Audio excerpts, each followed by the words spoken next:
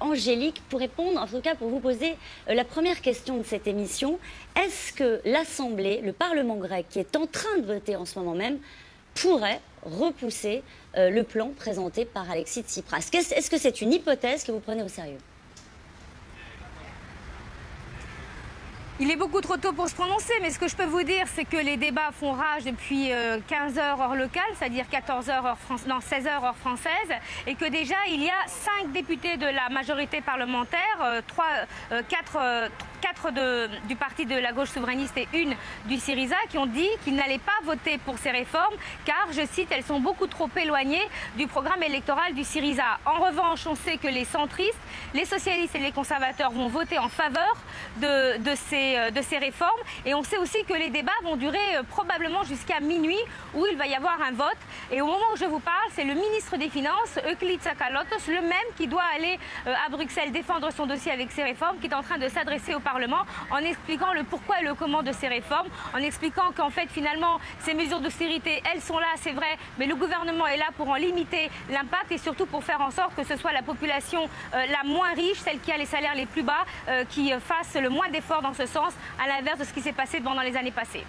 Comment est-ce que ce nouveau plan, on va l'appeler comme ça, présenté par Alexis Tsipras, a été reçu par son parti politique, par Syriza? Est-ce que ça a été un coup sur la tête? On a lu ici quelques déclarations de certains de ces ministres qui avaient l'air assez amers, l'un d'eux disant le nom du peuple grec ne peut pas se transformer en un humiliant oui et déboucher sur un nouveau mémorandum.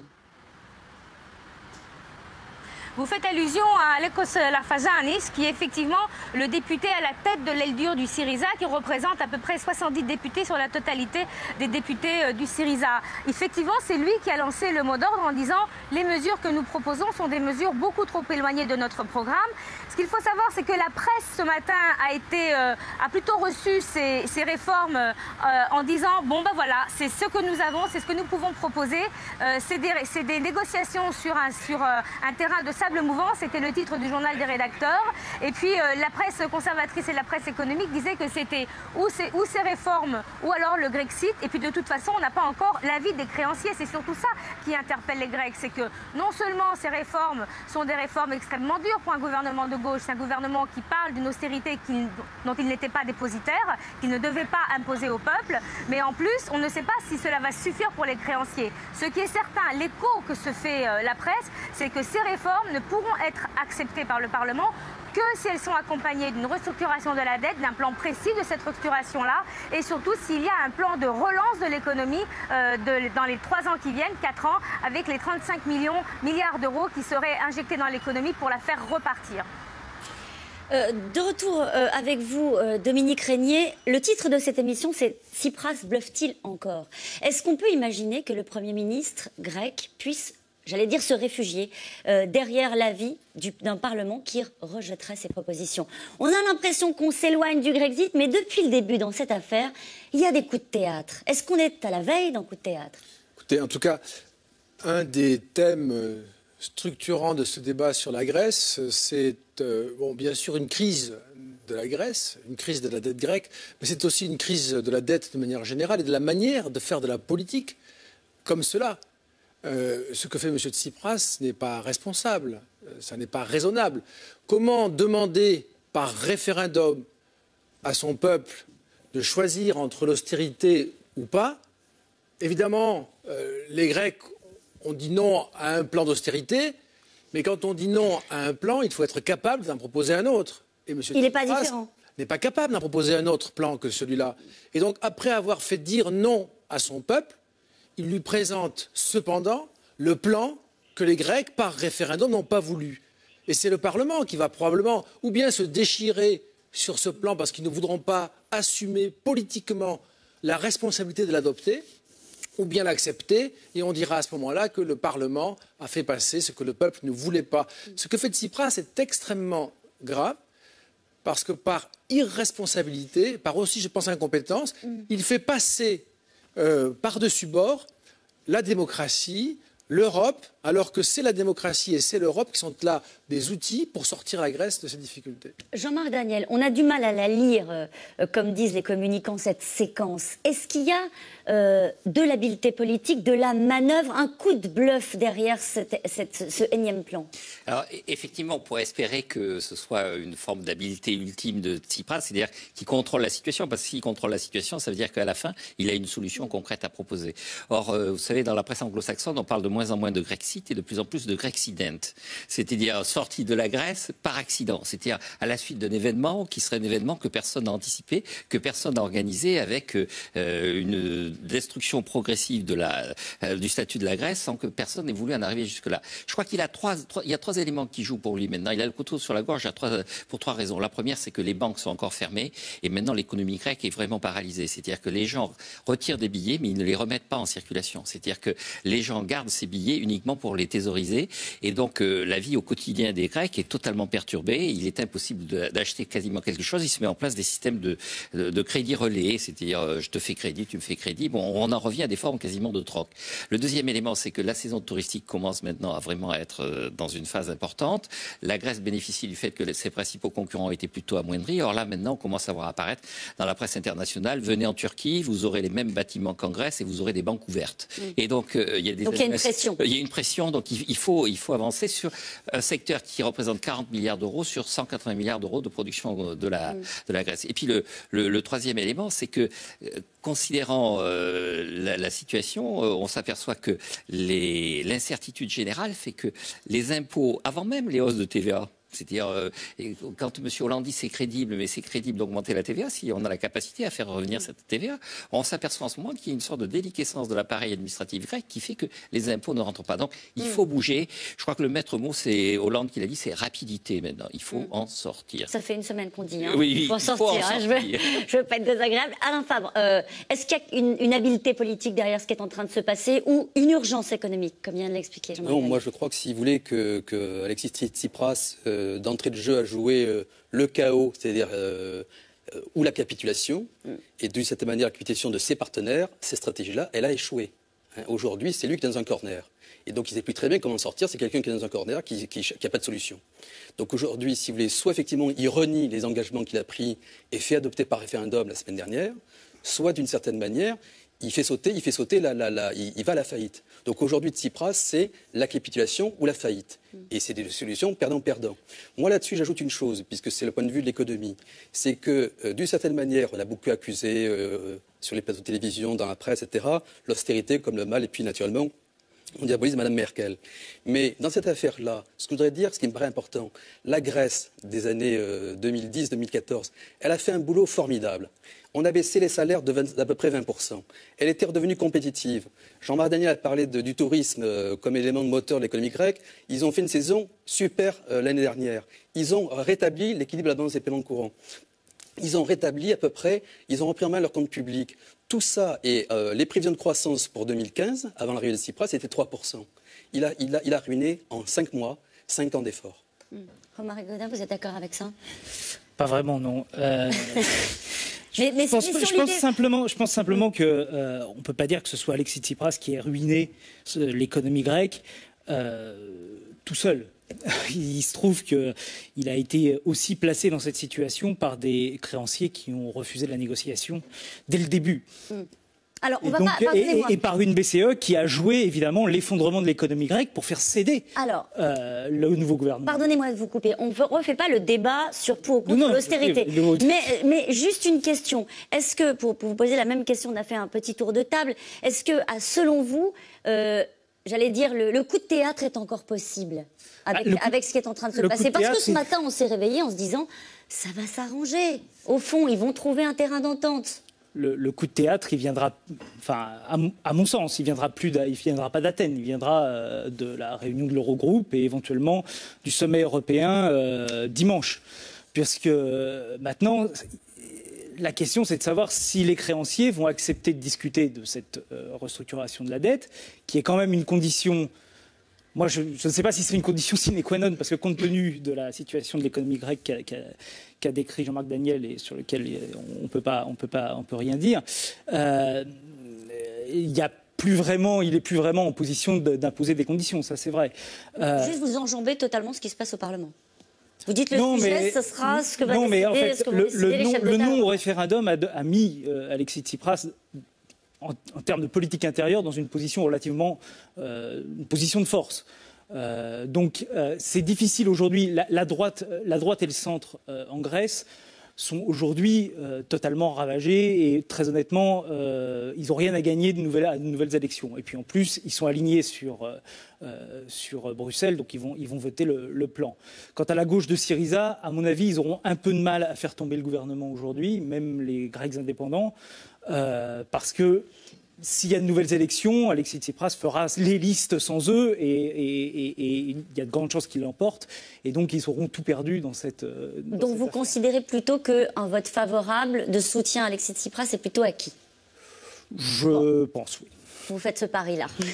La réponse, ce sera visiblement tard ce soir, ce que nous disait Angélique Kourounis. Alors, les propositions grecques sont arrivées hier soir aux alentours de 22h, 20 pages de réforme avec 13 milliards d'économies à la clé, TVA, retraite, baisse du budget de la défense. Au fond, un plan pas très éloigné de celui qui avait été rejeté par le peuple grec dimanche dernier. Mais le but, cette fois, est clairement affiché, arracher un nouveau plan d'aide de 53 milliards en 3 ans et surtout convaincre les partenaires européens de rééchelonner la dette grecque. Yassine Mili.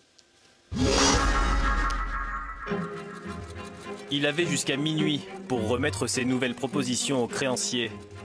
C'est finalement peu après 22h qu'Alexis Tsipras a fait parvenir hier à l'Eurogroupe la liste de ses mesures en vue d'un nouveau financement de 53,5 milliards d'euros. Un texte de 13 pages dans lequel la Grèce semble finalement céder sur tous les points. Premier gros morceau, la réforme de la TVA. Le gouvernement grec propose de la faire passer de 13 à 23%, y compris dans la restauration. Il propose également la suppression de la TVA allégée dans les îles touristiques. C'était une demande des créanciers. Autre gros morceau, la réforme des retraites. Alexis Tsipras veut réduire au maximum les départs à la retraite anticipée. Pour cela, il compte mettre en place un système de pénalités. Des coupes sont par ailleurs prévues dans le budget de la défense, 300 millions d'euros d'économies sur 2 ans. Enfin, les privatisations d'entreprises publiques comme le port du Piréel seront relancées. Des mesures aux airs de capitulation grecque, saluées par la France. Les Grecs viennent de montrer une détermination à vouloir rester dans la zone euro. Parce que le programme qu'ils présentent est sérieux et crédible. Ensuite, parce qu'ils vont le soumettre au Parlement, ce qui montrera de la force, de l'engagement, et je le dis aussi du courage. Alors, les discussions maintenant doivent s'engager, doivent reprendre, mais avec la volonté de conclure. Même optimisme côté espagnol, par la voix du ministre de l'Industrie qui était accompagné aujourd'hui de notre ministre de l'Économie à Madrid. Je crois que si cette offre avait été mise sur la table plus tôt, beaucoup de souffrances auraient été épargnées au peuple grec. Néanmoins, l'important maintenant est de pouvoir arriver à un accord et maintenir la Grèce dans la zone euro. Pour la première fois depuis longtemps, un dénouement semble tout proche. D'autant qu'à Athènes, les députés appelés à voter cet après-midi pour valider ces mesures semblaient confiants à leur arrivée au Parlement. Nous sommes optimistes pour un très bon accord. Nous sommes optimistes. C'est un vrai dilemme. Nous devons prendre du temps pour nous regrouper. L'Europe ne sera pas la même à partir de maintenant. Mais nos frontières historiques et géopolitiques sont en Europe. Effectivement, je crois que les législateurs reconnaissent l'importance de la situation et font preuve de maturité sur ce sujet. C'est une grande bataille, longue et pénible. Mais je pense que ça va se terminer avec les mesures que nous prenons. Plus que jamais, la balle est désormais dans le camp des créanciers. Alors depuis cet après-midi à Bruxelles, ils se concertent. La patronne du FMI, ceux de la Commission européenne, de l'Eurogroupe et de la BCE discutent pour valider ou non les propositions d'Alexis Tsipras. Les nouvelles mesures grecques seront ensuite soumises demain au ministre des Finances de la zone euro, avant un sommet extraordinaire des 28 pays de l'Union, convoqué dimanche à Bruxelles. Et j'ai une question pour vous, Angélique Kourounis, une question d'un téléspectateur ou d'une téléspectatrice de C'est dans l'air. Tsipras est-il soutenu par l'ensemble de son parti ou est-il perçu comme un traître par certains? Oh, le mot traître me semble un peu fort tout de même. C'est vrai qu'il y a des débats houleux, mais le Syriza n'est pas un parti. Le Syriza, c'est un conglomérat de 13 petits partis qui a été unifié en 2012, justement dans le but de gagner les élections de 2014 et 2015. 2014 les européennes, 2015 les législatives. Donc il n'y a pas qu'un seul parti, il y a plusieurs coalitions, il y a plusieurs petites associations, il y a plusieurs partis, il y a plusieurs courants. Et Alexis Tsipras a toujours joué la communication directe et il a toujours dit « je suis fier de mon parti » parce que notre différence, c'est que nous pouvons nous disputer, nous pouvons échanger, mais nous arrivons toujours à un accord. Et hier, et ce matin, il a répété une chose, au point où nous en sommes arrivés là maintenant, où nous continuons tous ensemble, où nous arrêtons là tous ensemble. C'est ce qu'il a dit devant son groupe parlementaire. Donc je pense qu'il va essayer de convaincre les gens qui sont opposés à ces réformes. Il y en a déjà 4 qui ont dit qu'elles ne voteraient pas. Il y a la partie de l'aile dure qui a dit qu'elle ne les accepte pas. Mais on va voir comment va se passer ce vote ce soir. Traître, le mot est un peu fort, mais c'est vrai que les gens ont été surpris pour le moins, déçus certains. Alors le mot qui est assez utilisé dans la presse française, dans les commentaires depuis ce matin, et on l'a entendu de nouveau dans le reportage également au niveau européen, c'est capitulation. Alexis Tsipras aurait mangé son chapeau. Comment est-ce que ces commentaires-là sont reçus et est-ce que dans les observations qui sont partagées en Grèce, est-ce qu'il y a aussi cet aspect-là des choses? Les gens qui sont hostiles à Alexis Tsipras utilisent le même vocabulaire. C'est le vocabulaire qui a été utilisé par les conservateurs, c'est le vocabulaire qui a été utilisé par les socialistes du PASOK, c'est le vocabulaire qui a été utilisé, pas exactement capitulation, mais disons que la partie, l'aile dure du Syriza a dit que ce que vous proposez n'a rien à voir avec le programme d'avril 2012 qui était notre programme économique, c'est vrai. Il y a eu sur les réseaux sociaux des gens qui ont écrit, bon bah c'était ça, le premier gouvernement de la gauche de la Grèce, c'était ça, c'est terminé, on n'en parle plus. D'autres qui se sont demandé toujours sur les réseaux sociaux, je me demande bien pourquoi j'ai été votée dimanche, et d'autres qui ont dit, bah, je suis bien contente de ne pas avoir été votée, mais je pense qu'il ne faut pas réagir à chaud. Je pense que d'abord il faut attendre combien il y aura de personnes à la manifestation de ce soir et comment va se dérouler le vote, parce que des oppositions et des voix différentes dans le Syriza, on est habitué à ça, mais à la fin c'est un peu comme l'Union européenne, il y a toujours un compromis qui sort. Alors on va voir si ça va marcher ce coup-ci. Une dernière question, est-ce que dans l'ensemble des mesures qui sont proposées, est-ce qu'il y en a une en particulier qui coince? Est-ce que c'est quand il s'agit de la TVA? Est-ce que c'est au sujet des retraites? De ce que vous avez entendu depuis ce matin dans la potion qui a été présentée par Alexis Tsipras, est-ce qu'il y a une mesure qui coince? Une mesure particulière, non, mais je pense que ce qui a été plutôt apprécié, c'est que l'électricité et les biens de première consommation restent à la même TVA de 13%. Le report de la retraite à 67 ans, c'est quelque chose qui passe mal, surtout que dans ces réformes, les gens qui ont 62 ans et qui ont travaillé 40 ans ne peuvent pas prendre de retraite anticipée, ils doivent encore attendre. Ça, c'est quelque chose qui est mal passé. Et puis, ce qui n'est pas non plus, ce que les gens ne comprennent pas, enfin les gens qui sont vraiment très à gauche, c'est pourquoi est-ce que l'impôt sur les bénéfices et les revenus des entreprises n'est pas passé à 29% comme le voulait le gouvernement grec, mais qu'il est resté à 27-28%, je ne me souviens plus. Donc ça, c'est des choses, c'est des questions qui se posent, c'est des questions qui vont être débattues actuellement au Parlement. Les Grecs ne s'attendaient pas, au lendemain de 61,5% de non à l'austérité, d'avoir des mesures d'une telle austérité. Mais d'un autre côté, le gouvernement s'ingénue depuis maintenant plusieurs heures au Parlement à expliquer que finalement, il a limité les dégâts, c'est son point de vue, et les salaires les moins bas sont épargnés pour faire payer, et ça se voit, faire payer ceux qui jusqu'à présent ont été épargnés. L'impôt sur la solidarité, par exemple, a été augmenté, mais pour les gens qui touchent plus de 30 000 € sur un an, c'est quand même pas la majorité des Grecs. Alors, de l'autre côté, là, il y a les concessions, on vient d'évoquer avec vous, Angélique Kourounis, les concessions accordées par le gouvernement grec, mais de l'autre côté, il y a le plan d'aide et la somme, c'est 53 milliards sur 3 ans, Jean-Marc Daniel.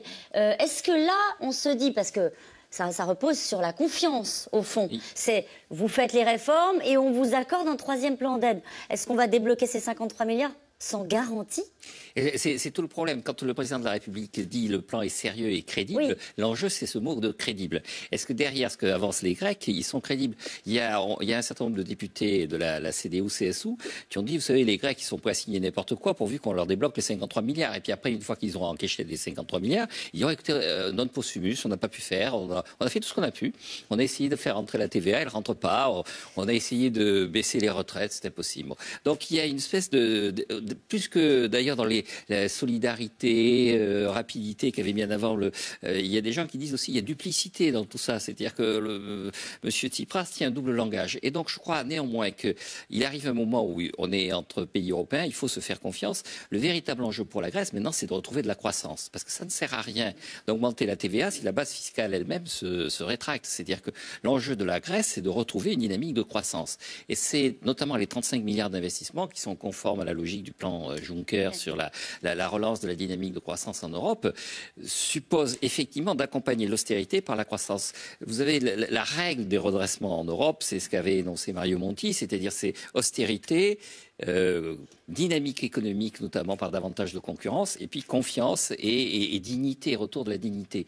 Et donc, Tsipras, il a beaucoup axé sur la dignité, on ne veut pas être humilié, il accepte là l'austérité, il faut qu'il y ait avec de la croissance, mais en plus, il faut que les 35 milliards, ils soient dépensés dans des secteurs qu'on ne refasse pas des ponts sur des routes qui mènent nulle part, des aéroports vides, il faut véritablement qu'il y ait un projet de croissance derrière, et ça suppose que les Grecs, assez vite, là aussi, donnent des signes de... Est-ce que ça vous inquiète, pardonnez-moi, je vous ai coupé, est-ce que ça vous inquiète de voir que c'est un plan qui repose plus, au fond, sur la levée de l'impôt, et on sait que ce n'est pas forcément leur fort aux Grecs, que sur un plan d'économie? Parce que sur les dépenses d'armement, on disait que c'était vraiment un point de discussion assez dur. C'est 300 millions sur 2 ans, ça ne me paraît pas énorme, ça l'est? Non, c'est relativement important, c'est quand même pas loin de 10% du budget militaire grec. Surtout, si vous voulez, les institutions, comme disent, la Troïka, autrefois, avait donc commencé par demander 500 millions, puis 400 millions, là on arrive à 300 millions. Là aussi, on arrive à un moment où pour l'armée grecque, la question qui se pose, c'est est-ce qu'il va falloir redéfinir le contour de l'armée grecque, ou est-ce qu'on fait des économies de bout de chandelle? C'est-à-dire, il y a des gens qui commencent à dire, ils ont acheté des chars, ils ont un budget militaire mais ils ont fait des économies sur le carburant, et donc, à l'heure actuelle, dans la situation actuelle, l'armée grecque, s'il y avait une guerre, les chars ne pouvaient pas faire plus de 50 km. Et donc, ça ne sert à rien de faire ce type d'économie. Donc, là aussi, ça n'a de sens que si ces économies sont l'occasion pour l'État grec de réfléchir à ses missions et à son contour. Dominique Régnier, est-ce que vous êtes d'accord pour dire qu'au fond, la situation de dimanche, ça va reposer beaucoup sur une question. Est-ce qu'on décide de faire confiance à Alexis Tsipras? En même temps, si vous voulez... Personne ne souhaite réellement l'échec de ces discussions. Il n'y a pas d'intérêt à l'échec de ces discussions. Et je veux insister sur un point ici, parce qu'on ne le dit pas beaucoup ou pas assez. La Grèce négocie dans un environnement particulièrement bienveillant. C'est autre chose de discuter avec les Européens, les instances européennes. C'est de la coopération. Les Grecs discutent avec les membres d'une communauté dont ils sont membres eux-mêmes. Et donc il y a une forme de bienveillance, on les aide beaucoup. Encore aujourd'hui? Bien sûr, la BCE a quand même mis 184 milliards d'euros pour la Grèce sur le tapis. C'est autre chose. Imaginez un autre pays du monde qui négocie sa dette publique avec les institutions financières internationales. C'est autrement plus difficile. Donc il y a ce premier élément qui est un peu choquant parce qu'on a le sentiment que Tsipras joue un rapport de force dans un contexte qui est celui de la coopération. Tous les Européens essaient de l'aider aujourd'hui. C'est le mode de fonctionnement de l'Europe. Chacun à notre tour, on se retrouve dans cette situation-là. Ce qui n'est pas juste, ce qui n'est pas responsable, encore une fois. Moi, je n'étais pas d'accord avec votre évaluation sur le référendum qui n'a pas renforcé Tsipras, qui l'a affaibli de façon considérable. Vous renforcez un soir. Vous faites une belle fête un soir. Il y a eu ce résultat, le non l'emporte. On a vu jusqu'à Paris une partie de la classe politique fêter le non grec. Et à Athènes, c'était une grande fête. Et on a eu un grand discours. Mais ça n'a aucun sens. On sait parfaitement, le jour où on organise ce référendum, qu'il n'y a aucune solution derrière. Ça n'est pas sérieux de faire cela. C'est quelqu'un, je trouve, qui illustre, Tsipras, une façon de faire de la politique calamiteuse, qui est celle, au fond, que on a aujourd'hui, après des décennies de gestion alors incompétente et corrompue qui ont placé la Grèce dans une situation épouvantable, on a cette espèce de leadership démagogique totalement irresponsable qui met son peuple dans la balance sans avoir aucune solution à lui proposer. Et là, ce soir, je serais moins sûr, moi, sur le résultat. Il est en difficulté parce que ses troupes à gauche et à l'extrême droite, puisque le parti grec indépendant qui forme la coalition avec lui est un parti d'extrême droite, M. Kamenos, vont avoir du mal quand même à digérer ce qui apparaît comme un plan, on va dire, d'austérité et un plan imposé par l'extérieur. Donc pour les nationalistes de Kamenos, comme pour les adversaires de l'austérité de Tsipras, ce sera dur. Alain Fabre, on peut aussi se dire qu'au bout du compte, il aura peut-être obtenu, au prix de certaines concessions qui verront le jour ou pas d'ailleurs sur la durée, on pourra en tirer les leçons, mais ce sera beaucoup plus tard, il aura peut-être obtenu ce qu'il voulait depuis le début, à savoir le rééchelonnement de sa dette. Ça, là-dessus, moi, je suis sceptique sur cette histoire-là, parce que je crois que l'erreur cardinale de Tsipras, depuis le début, et ça a été caricaturé avec le référendum, c'est d'avoir brisé la confiance. Vous avez vu la réaction de Jean-Claude Juncker, qui, à mon avis, et là-dessus, tout le monde l'a dit, les Européens sont des gens gentils, si je peux dire les choses comme ça. D'une certaine manière, le mot-clé de l'histoire, que ce soit avec les Espagnols, avec les Portugais, avec les Irlandais, avec d'autres, etc., c'est la confiance. Et ce qu'a brisé Tsipras, c'est la confiance. Moi, je voudrais revenir un petit peu à ce qui fonde l'Union européenne. Ça a été rappelé par Mme Merkel devant le Bundestag. C'est une communauté de droits et de devoirs. C'est ça l'Europe. Et donc, de cette manière, les Allemands l'ont fait. Contrairement à ce qu'on croit toujours et ce qu'on dit facilement en France, les Allemands ne sont pas des obsédés du déficit budgétaire, ils sont des obsédés de la croissance compétitive. Et c'est comme ça qu'on rééquilibre les budgets. Il y a un exemple d'abord qui est le leur. Monsieur Schröder, en 2004, il a mis l'accent sur l'agenda 2010, sur les réformes de structure, et c'est après qu'on a satisfait aux critères de budget. Pareil pour l'Espagne, qui a fait des réformes véritables sur le marché du travail. Pareil pour l'Italie, ce sont des gens qui ont fait des réformes et donc après ça permet disons, d'avoir plus de souplesse sur les critères budgétaires. On a entendu tout à l'heure François Hollande, je crois que le gouvernement italien s'est exprimé et a dit qu'il était favorable, en tout cas qu'il soutenait cette démarche des Grecs. On n'a pas entendu tellement Angela Merkel, on n'a pas entendu tellement les Allemands. Ça veut dire qu'il y a eu une rupture, il y a justement une crise de confiance vis-à-vis du gouvernement grec. Pour un petit peu évoquer la situation politique en Allemagne, elle est quand même extrêmement tendue. Il faut voir les choses également. Donc la confiance était brisée et c'est un point qui était vraiment tout à fait important. Le climat est pas bon au sein du groupe CDU au Bundestag. Et contrairement à ce qu'on pense aussi généralement, c'est le SPD qui est le plus ferme sur les négociations avec la Grèce, en particulier parce que le SPD et les syndicats ont été en première ligne dans les réformes de structure en Allemagne et dans la modération. Donc effectivement, les efforts qui sont demandés aux Grecs sont mis en parallèle avec ceux que les Allemands ont consentis pendant 15 ans. On retrouve Angélique Kourounis à Athènes. Sur cette question de la confiance vis-à-vis des partenaires européens, comment est-ce que vous voyez les choses, vu d'Athènes ? C'est pas comment moi je vois les choses, c'est comment les Grecs voient les choses. Et si vos invités estiment qu'il y a un problème de confiance des partenaires européens envers la Grèce, moi je peux leur assurer qu'il y a aussi un vrai problème de confiance des Grecs envers les partenaires européens, parce que les Grecs ont le sentiment, à tort ou à raison, mais en tout cas c'est le sentiment qui domine, qui est que l'Union européenne et l'Eurogroupe ne veulent pas respecter le vote du 25 janvier, a tout fait pour étouffer l'économie de ce pays, notamment en l'étouffant financièrement, économiquement, de façon à faire tomber le gouvernement d'Alexis Tsipras, qui est le seul pour l'instant gouvernement de gauche en Europe. C'est le sentiment qui domine, en tout cas chez les gens qui ont voté pour Alexis Tsipras et chez les gens qui ont voté non aux réformes, 61,5%, c'est quand même pas rien au sein de la population. Donc je pense que oui, il y a un déficit de confiance, mais des deux côtés, tant du côté grec que du côté des créanciers. Et je crois que le travail à faire, c'est rétablir cette confiance et c'est extrêmement important. Je voudrais aussi intervenir sur ce qui a été dit pour la coalition gouvernementale. C'est vrai que le parti des Grecs indépendants est un parti de droite, conservatrice, souverainiste. Mais ce n'est pas un parti d'extrême droite au sens qu'en Grèce, on a malheureusement le choix entre plusieurs partis d'extrême droite. Et je n'ai jamais entendu aucun créancier, aucun partenaire européen de la Grèce critiquer la coalition gouvernementale qui était avant au gouvernement, dans lequel il y avait le parti Laos, le parti de M. Karatzaféris, ouvertement raciste et antisémite, et qui personne n'a rien dit parce qu'il a voté toutes les mesures d'austérité. C'est d'ailleurs pour ça qu'il a été évincé du Parlement par le vote populaire. Donc, il faut un peu rétablir les choses. ANEL, c'est un parti de droite souverainiste, c'est vrai, c'est pas le meilleur allié que Alexis Tsipras pouvait avoir. Ça a fait grincer énormément de dents. Beaucoup de gens l'ont critiqué, mais il faut se rappeler que la même chose s'est passée à un degré nettement plus terrible dans le passé à plusieurs reprises. Romaric Gaudin, sur ce positionnement de la Grèce en Europe, est-ce que vous pensez que ça va laisser des traces ? Ça va laisser des traces très profonde à mon avis. Et M. Régnier parlait d'irresponsabilité. Je pense qu'il y a une vraie irresponsabilité des Européens dans la gestion de cette crise. Et quand je l'entends parler d'environnement bienveillant, je suis assez étonné. Les banques sont fermées en ce moment en Grèce. Les banques sont fermées.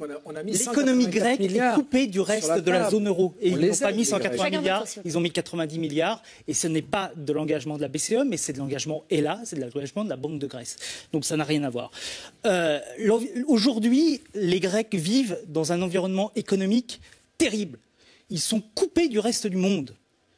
Vous pouvez parler avec des gens qui font du commerce avec la Grèce. Rien n'arrive de Grèce, rien n'en part. C'est complètement bloqué.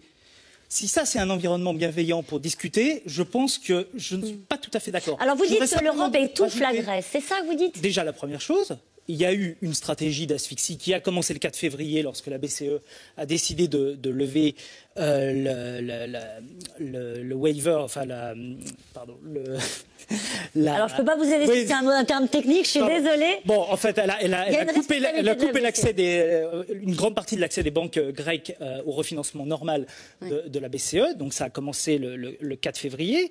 Et en fait, les Européens, les créanciers, le FMI, il n'y a pas que les Européens, le FMI et les Européens ont joué en fait le pourrissement de la situation, notamment durant tout le mois de mars, où chaque plan de réforme grecque a été rejeté comme inexistant. Or, si on regardait les plans de réforme, il y avait sans doute des choses à faire. On aurait pu commencer à travailler sur ces plans-là, mais ça a été simplement rejeté. Et très clairement, M. Dijsselbloem, le président de l'Eurogroupe, avait très clairement dit au début du mois de mars qu'il comptait justement sur les difficultés des banques grecques pour faire céder le gouvernement de Tsipras. Il y a eu un peu de cynisme, vous voulez dire, de la part des créanciers des instances européennes. On va poursuivre cette conversation, je vous assure, mais d'abord on va aller... Non, pardonnez-moi, Dominique Régnier, je suis désolée, on ne va pas tourner au débat. Je vous assure qu'on viendra sur ce sujet-là, mais il faut qu'on avance et qu'on aille voir comment ça se passe en Grèce. Pendant que le Parlement délibère en ce moment même, les Grecs, eux, attendent l'épilogue de cette montée en pression européenne, un pays partagé entre déception, inquiétude et parfois un brin de résignation. Reportage Barbara Steck, David Lemarchand, avec François-Xavier Rigaud. Ce matin, dans les rues d'Athènes, on ne parle que de ça. Les nouvelles propositions du gouvernement d'Alexis Tsipras divisent le peuple grec. On se sent trahi, mais on ne sait même plus par qui. Vous vous attendiez à une meilleure proposition ? Quelque chose de mieux, oui, mais la situation est tellement complexe que c'est difficile. De toute façon, on savait avant même le référendum qu'en cas de oui, ça aurait été la même chose. Ces deux retraités ont eux aussi voté non au référendum. Mais pour eux, ces nouvelles réformes vont dans le bon sens. Je suis pour que la retraite soit repoussée à 67 ans comme dans d'autres pays en Europe. Parce qu'ici, les gens partaient à la retraite trop tôt. À cause de ça, les caisses se sont vidées. Donc vous êtes pour cette mesure? Oui, car il ne fallait absolument pas baisser le niveau des retraites qui sont déjà trop faibles. Alors oui, repousser l'âge de la retraite, c'est mieux. Oui, le plan est différent. On va pouvoir vivre 3 ans tranquillement et on a l'impression que le gouvernement va vraiment travailler. Ce n'était pas possible autrement. On l'appelle gouvernement de gauche et c'est le cas, parce qu'il aime le peuple. Dans ce quartier populaire d'Athènes, Georges Nikolailos tient ce restaurant depuis 1998. Comme une majorité de Grecs, il a voté non au référendum. Aujourd'hui, il est dépité. Pour lui, les nouvelles propositions du gouvernement sont encore plus dures que les précédentes. Les gens qui s'occupent de l'économie et tout ça, c'est un, comment on appelle, je ne veux pas dire le mot. Je ne veux pas dire le mot. Ce sont des gens qui sont hors de business. Ils sont derrière leur bureau et ils pensent on va faire ci, on va faire cela, mais ils ne connaissent pas de la business. Si cet accord est validé, ce restaurateur verra sa TVA passer de 13 à 23%.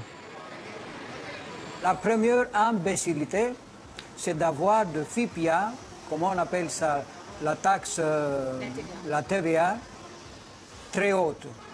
Si la TVA était dans les conditions de 6%, de 3%, tout le monde allait payer. Tout le monde allait, comment on appelle ça, avec, voilà, consommer. Pas seulement ça, moi j'allais payer toutes mes taxes. Pas seulement moi, tous les businessmen. À l'inverse, Nikos, responsable d'une chaîne de vêtements, a voté oui au référendum. Il est aujourd'hui favorable aux nouvelles propositions d'Athènes, mais refuse de s'exprimer devant ses salariés par peur des jugements. Je considère que ces propositions sont beaucoup plus difficiles et beaucoup plus strictes économiquement parlant que celles posées il y a 10 jours avant le référendum, avant les fermetures des banques. Mais ne parlons plus du passé. L'important, maintenant, c'est d'obéir aux propositions des institutions européennes. Toutes ces réformes qui concernent le développement de l'économie grecque, je pense qu'elles doivent se faire maintenant. Elles ne doivent pas seulement être signées, mais réalisées. Il faut passer à l'acte. Les partis politiques d'opposition sont quant à eux soulagés. Si cet accord est signé, la Grèce restera dans la zone euro. Enfin, M. Tsipras a jeté le drapeau de la révolution. Il a décidé à la dernière minute d'aller vers un accord. J'espère et je souhaite que dans les 24 heures à venir, la Grèce va pouvoir signer un accord et rester dans la zone euro. Donc vous pensez que l'accord sera signé? Je le souhaite, même si j'ai encore une petite crainte. Ce soir, les parlementaires grecs doivent entériner ces nouvelles propositions. 5 députés de Syriza ont déjà annoncé qu'ils préféreraient sortir de la zone euro plutôt que valider cet accord qui plongerait, selon eux, encore un peu plus la Grèce dans l'austérité. Et on retrouve Angélique Kourounis à Athènes avec une question encore pour vous, d'un téléspectateur de C'est dans l'air. Que se passera-t-il si le Parlement grec n'approuve pas les mesures proposées par Tsipras? Ça, c'est la grande inconnue. Je ne suis pas capable de répondre à cette question. Il y en a qui pensent que si jamais l'accord n'est pas validé, eh bien, le pays va être poussé à ce qui est communément appelé le Grexit, l'exclusion de l'eurozone. Il y en a d'autres qui pensent que finalement, comme le Grexit n'arrange personne, les négociations vont continuer. La seule chose dont je suis vraiment sûre, c'est que cette situation avec des banques fermées ne peut absolument pas continuer. Le pays est à genoux, l'économie ne marche pas, il n'y a rien qui rentre, rien qui sort du pays. Les gens ne peuvent pas vivre. Je ne parle pas des gens au quotidien, parce que 60 € par jour, plus la possibilité de payer ses courses avec une carte bleue, c'est confortable. Le gros problème, c'est les commerçants, c'est les entreprises qui sont obligées de mettre en congé forcé leurs employés, qui ne peuvent pas exporter, qui n'ont pas d'argent pour acheter leurs matières premières ou faire vraiment leur travail. Ça, c'est vraiment le vrai problème. D'autant que Luka Katseli, président de la Banque nationale de Grèce, a dit qu'il y aurait des liquidités uniquement jusqu'à lundi. Donc ça, c'est le vrai problème. Et tout ce qui se passe actuellement en Grèce, le référendum, la situation politique, le débat au Parlement, se passe sous cette pression qui est une sorte de chantage, qui est une pression politique, et ça donne vraiment ça va peut-être donner des résultats qui ne seront pas ceux qu'ils auraient dû être s'il y avait eu un environnement économique un peu plus sain, un peu plus calme en tout cas. Alain Fabre, Angélique Kourounis parle de chantage et de pression qui est exercée sur l'économie grecque et sur le peuple grec. Est-ce que ça va peser? Je ne crois pas à cette thèse, parce que si vous voulez, même si on prend ça pour des formules rhétoriques, les Européens, et en particulier l'Allemagne, pour les tas de raisons qu'on pourrait développer, ne souhaitent pas la sortie de la zone euro de la Grèce. Et ça, je crois que les Grecs doivent le savoir, et d'une certaine manière, ils le savent aussi. Rappelez-vous la formule de Mario Draghi en 2012, l'euro est irréversible. Et puis il a joint le geste à la parole, puisqu'il a mis en place les mesures nécessaires, l'OMT dans le langage technique, qui ont permis de faire baisser les taux d'intérêt, donc en fait, en particulier les taux d'intérêt sur la dette grecque. Donc les Européens, si vous voulez, on ne peut pas construire une zone euro avec des gens qui rentrent et qui sortent en permanence, comme dans un club pour Happy Few. La zone euro est irréversible, donc tout sera fait pour maintenir la Grèce. Simplement aujourd'hui, là-dessus, je sais ce que je vais dire, va pas faire plaisir à beaucoup d'interprètes de ce genre de situation, c'est que la Grèce, c'est elle qui se met en congé de la zone euro au fur et à mesure que ça. La décision des banques grecques, c'est le ministre des Finances qui l'a prise, si vous voulez. Donc aujourd'hui, il a depuis le début mené une stratégie très radicale de négociation. Et je voudrais un petit peu souligner ce qu'on a dit tout à l'heure, c'est qu'une négociation, c'est un échange. Les Allemands l'ont dit, les Français aussi, le Juncker aussi. C'est un échange, c'est quoi? La solidarité contre les réformes.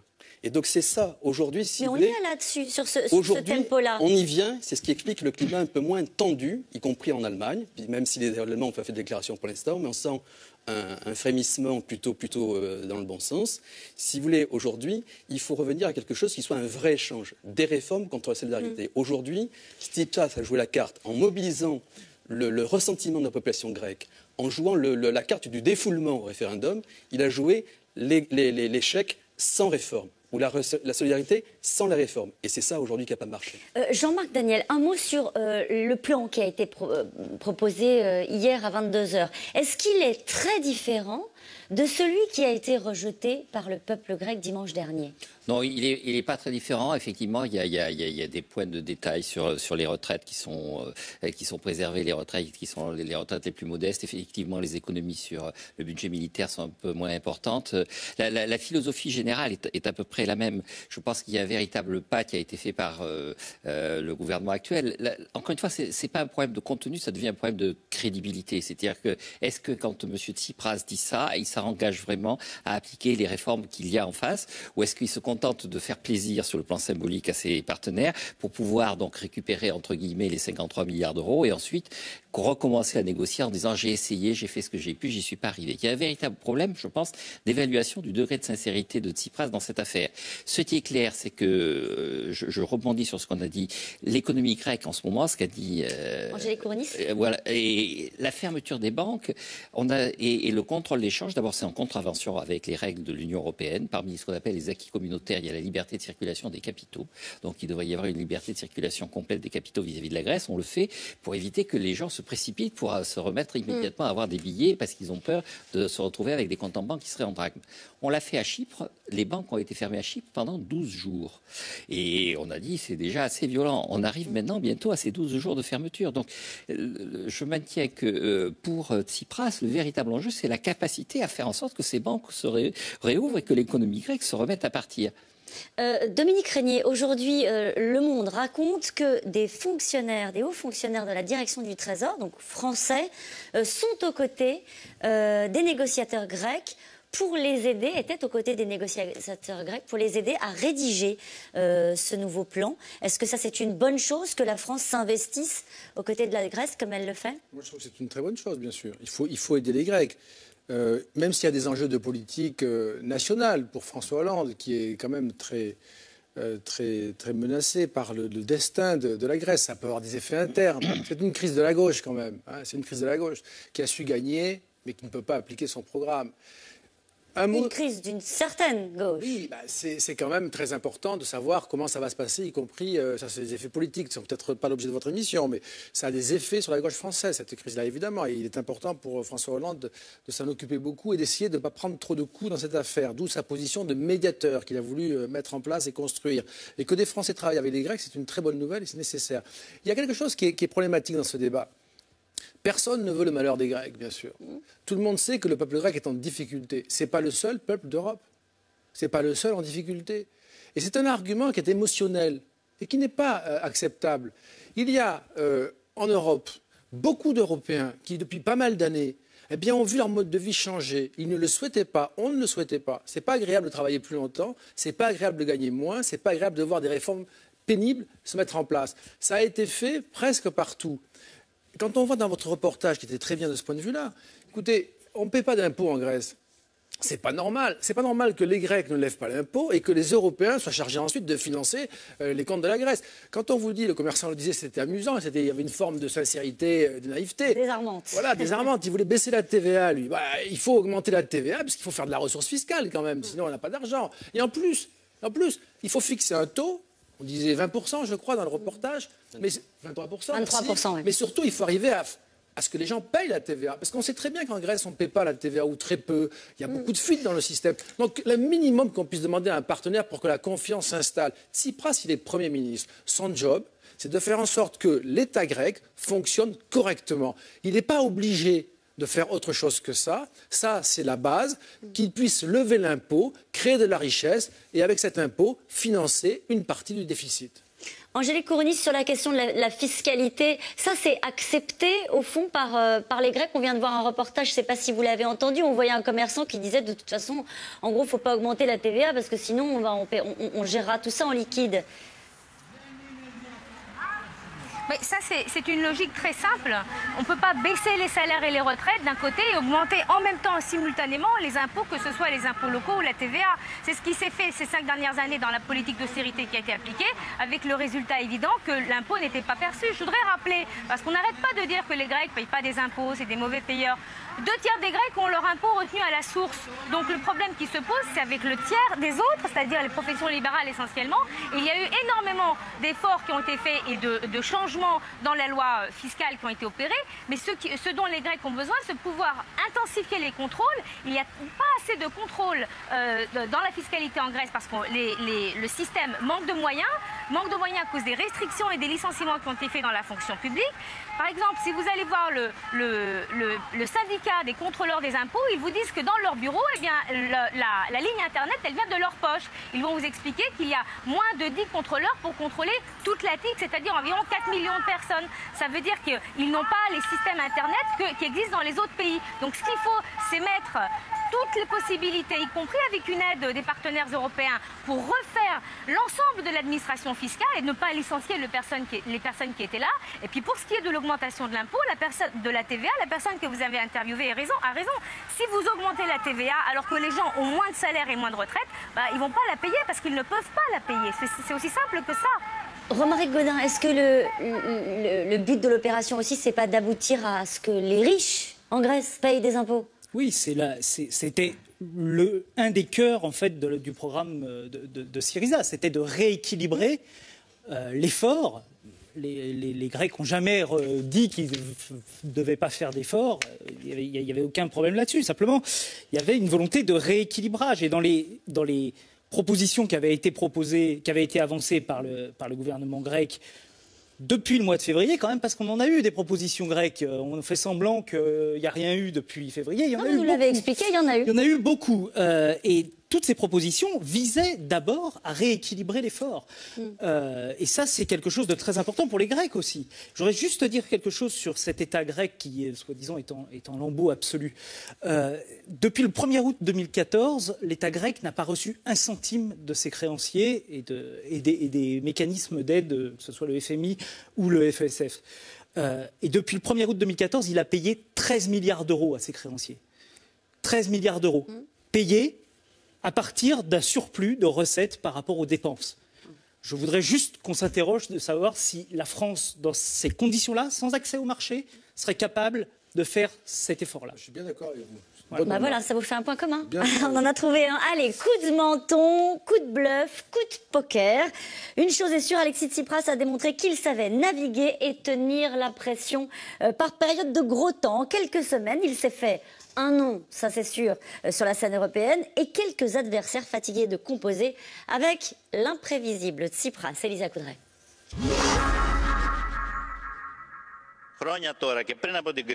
Nous voulons lutter contre le règne des oligarchies et des cartels. Nous voulons lutter contre la fraude et l'évasion fiscale. Nous voulons moderniser l'État. Ce sont pour nous des priorités. Ces premières propositions auront été pour le Parlement européen. C'est qu'Alexis Tsipras croit farouchement à la démocratie. Mercredi, en s'adressant aux élus, ce sont les peuples de l'Union que le Premier ministre voulait convaincre. Mais lui aussi aura été contraint d'écouter. Peut-être même que l'argument de cette députée française l'aura incité à revoir sa copie. Il n'y a pas que des pauvres en Grèce et des riches ailleurs.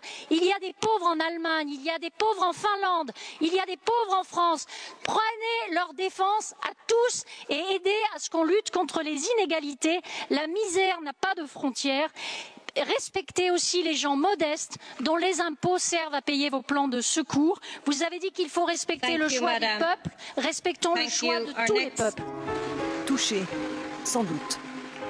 Lui, l'enfant de la petite bourgeoisie athénienne, devenu communiste. Le militant qui, à 17 ans tout juste, défendait déjà ses convictions à la télévision. En 2008, il prend les rênes du parti de gauche radicale, Syriza. Dans la rue, la colère des Grecs grandit, sa popularité aussi. Ascension fulgurante, en 2012, son parti se classe en 2e position des élections législatives. Il y en a qui croient qu'ils ont gagné les élections, mais c'est le peuple qui a gagné les élections. Parce que désormais, ils ne pourront plus continuer avec leur mémorandum, avec l'austérité, et ils le savent. Aussi bien en Grèce qu'à Bruxelles, ils l'ont très bien compris, et ça, c'est grâce à nous.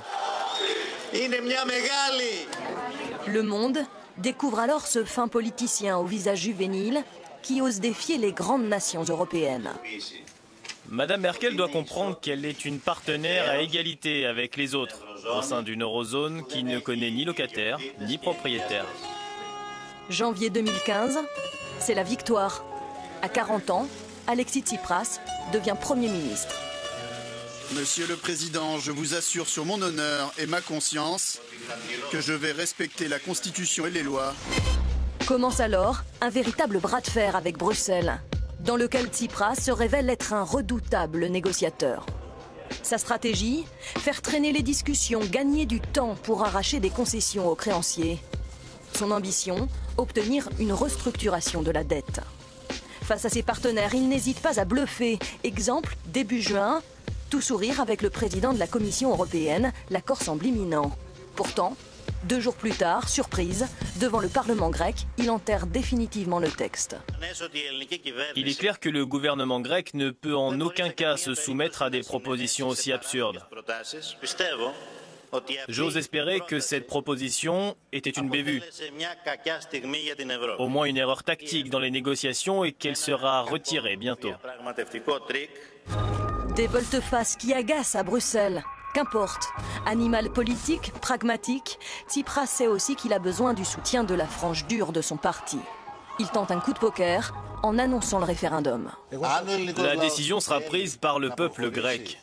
Si les Grecs veulent continuer avec des mesures d'austérité à perpétuité qui nous font courber les chines, qui font partir nos jeunes à l'étranger, monter le chômage et provoquent d'autres programmes d'emprunt, si c'est ce qu'ils veulent, nous respecterons leur choix, mais nous ne le mettrons pas en œuvre. Paris réussi, mais aujourd'hui, la voie vers un accord semble cette fois ouverte, sauf nouveau coup de théâtre, ce qu'il ne faut jamais exclure, avec l'imprévisible M. Tsipras.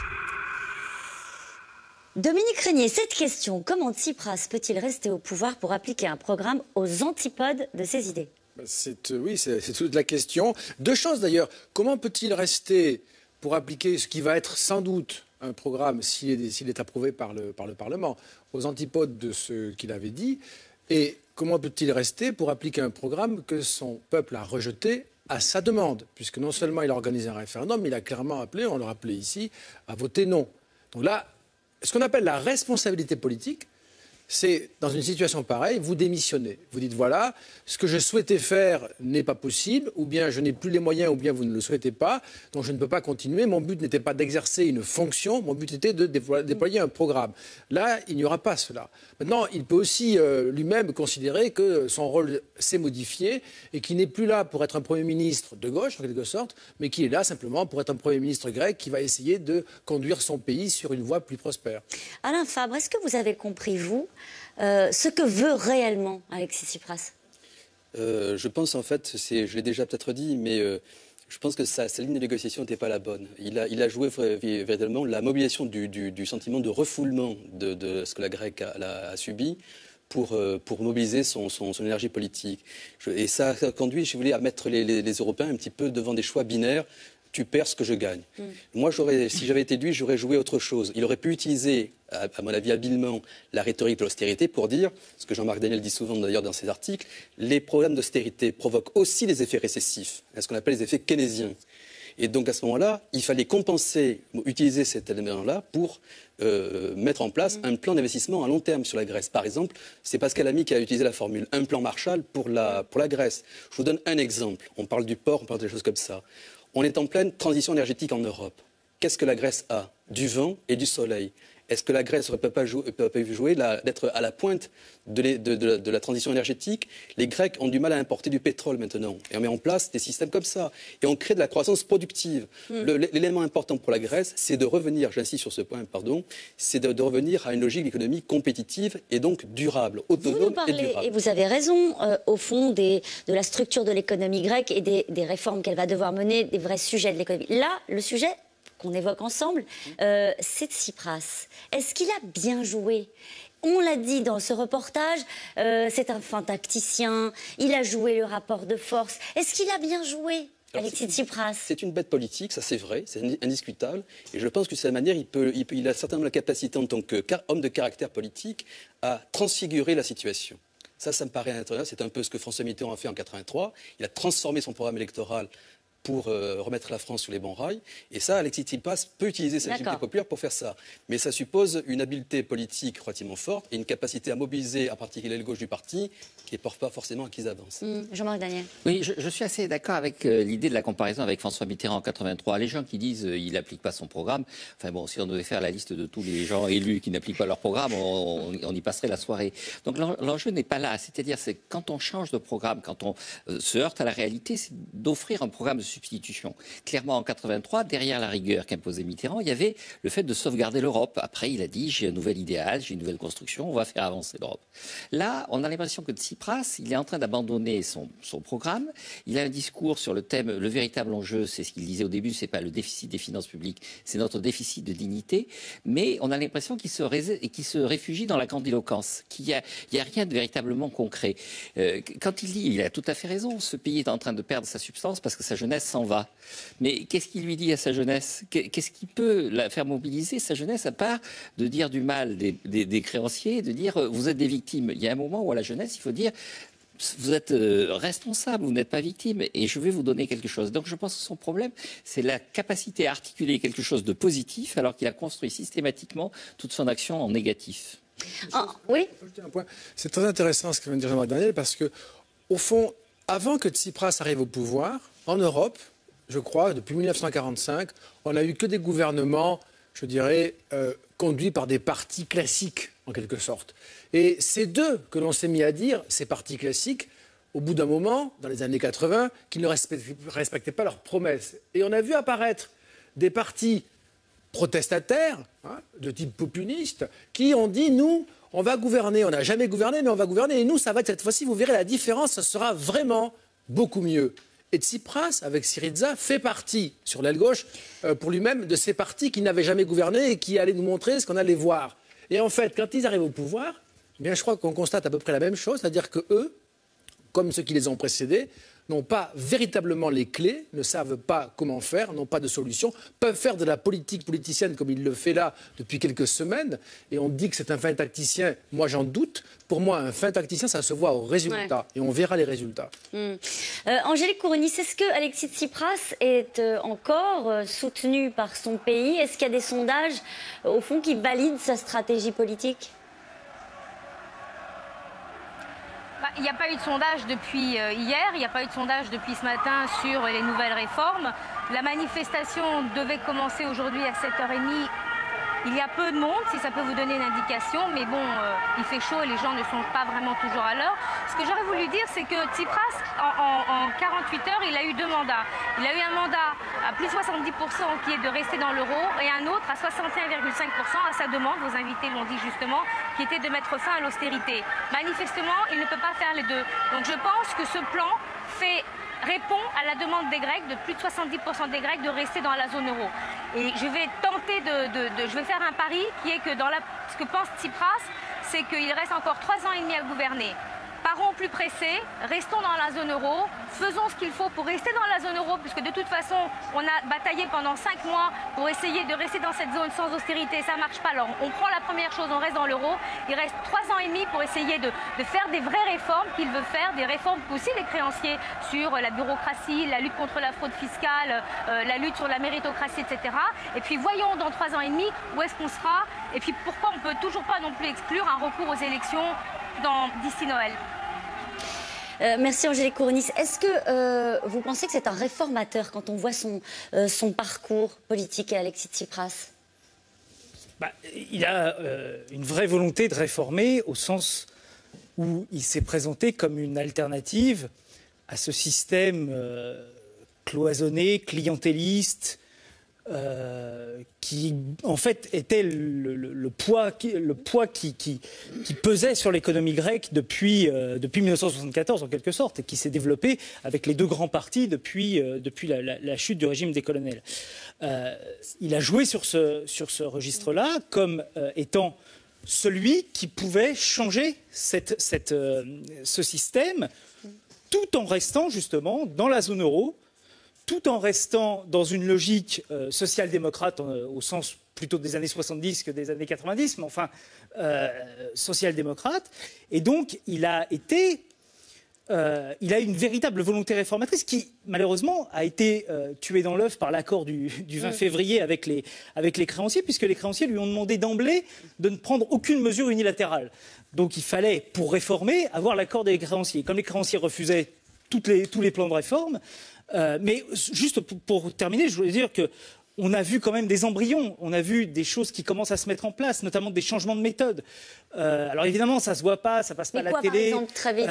Par exemple, sur la fraude fiscale. Puisque vous y êtes à la télé, profitons-en. Non, mais je parle dans les reportages, parce que c'est très difficile de faire un reportage sur les changements de méthode de lutte contre les. Non, mais allez-y, très vite. Mais il y a en ce moment un travail de fond qui est effectué avec les moyens qu'ils ont, c'est-à-dire pas grand-chose, dans les ministères grecs et notamment dans le ministère de la Transparence qui a été créé pour modifier la façon dont on évalue les richesses et la façon dont on évalue l'évasion fiscale en croisant notamment des données bancaires, etc. C'est fait notamment avec le Land de Rhénanie du Nord-Westphalie qui est en pointe sur ce dossier. Et ça traduit sa volonté de réforme. C'est-à-dire c'est tout ce qu'on peut lui accorder pour le moment, puisque le reste, il fallait qu'il y ait l'accord des créanciers et que tout a été refusé. Et qu'il ne l'a pas eu. Et nous passons maintenant à vos questions, aux questions SMS.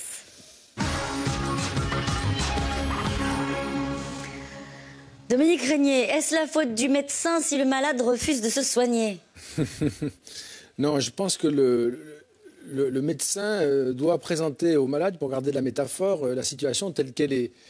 Ne pas cacher sa maladie et ne pas cacher la nécessité de la cure qui pourra l'en guérir. Donc c'est ça qui n'a pas eu lieu. Et je pense que les Grecs se rendent compte aujourd'hui. C'est quand même, il y a une chose très triste dans tout ça, je trouve.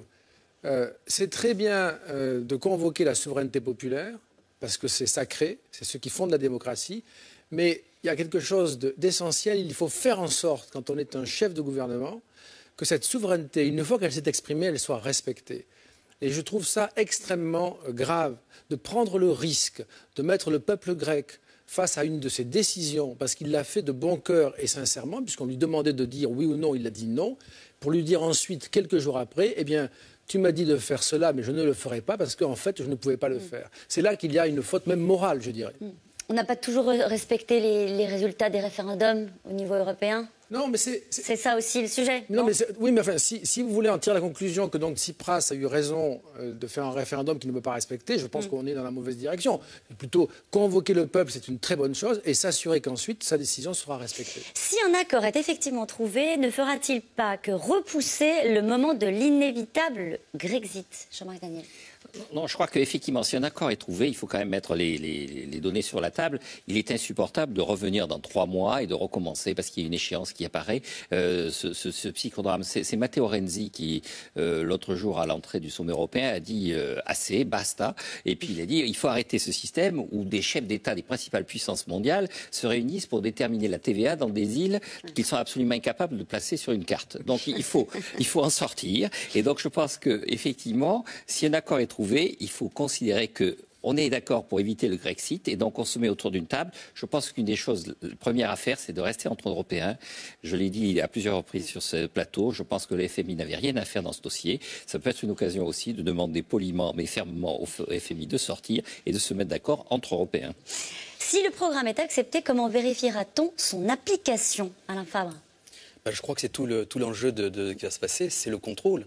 Et là, je crois qu'il faut effectivement que, d'une certaine manière, la Troïka, même si elle porte un nom différent, refasse son boulot. On n'a plus le droit de l'appeler Troïka. Je sais bien, c'est pour ça que je l'utilise.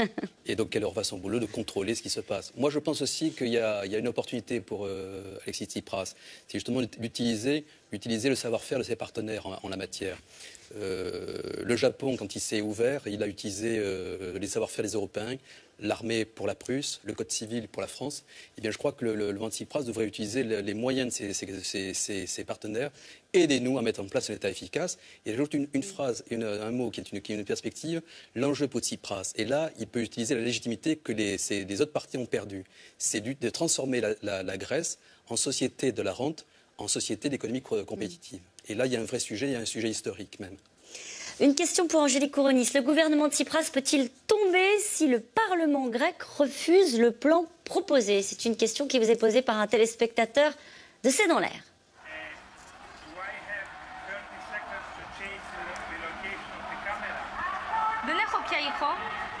Alors si vous répondez en grec, on est mal. Alors visiblement, vous ne nous entendez pas. Je pose la question ici sur le plateau, Jean-Marc Daniel. Ouais, normalement, effectivement, il y a une logique, je dirais, politique. C'est-à-dire que s'il est désavoué par son Parlement, normalement, Tsipras devait s'en aller. Mais la vraie question, d'ailleurs, qui se pose, c'est quelles sont ses intentions profondes. Là aussi, il y a des gens qui disent qu'il cherche à tout prix à se faire désavouer quelque part pour pouvoir fuir dans l'opposition. Et il y en a d'autres qui disent, au contraire, il va chercher à s'accrocher le plus possible au pouvoir. Il va louvoyer pour rester au pouvoir. Et de ce côté-là, il reste là aussi assez mystérieux. La question qu'on vous posait, Angélique Kouronis, c'était, on vous l'a déjà posée, mais c'est un téléspectateur de C'est dans l'air qui revient sur ce sujet. Le gouvernement de Tsipras peut-il tomber si le Parlement grec refuse le plan proposé? Tout gouvernement peut tomber s'il n'a pas la majorité lorsqu'il propose une loi.